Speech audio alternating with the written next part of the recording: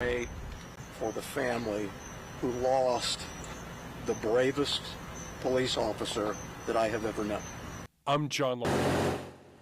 A horrific day for South Carolina law enforcement. One officer was killed, 6 others injured during a standoff yesterday in Florence, South Carolina. Our Marla Spence now joins us to tell us what led up to the fatal gunfire yesterday. Marla? Ray, a suspect is now in custody after 7 police officers were shot in a residential neighborhood in South Carolina.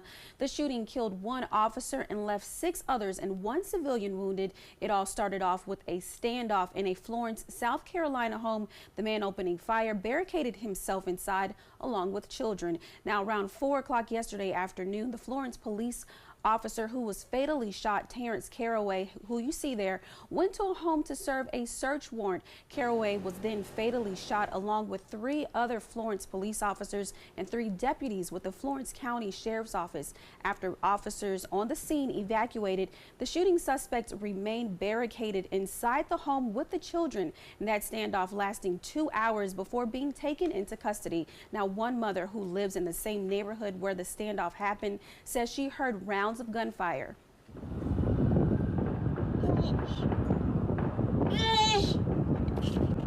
Hearing the gunshots that I heard at the rapid rate that they were firing, and it seemed to go on and on and on. You know, that was all I could think about, is that here are these men and women that are underpaid, and they're walking, running, whatever, up to this house right in the line of fire. Now, officials say the officers responding went to the home unknowingly. The firepower that the suspect had and thought it was a random search warrant.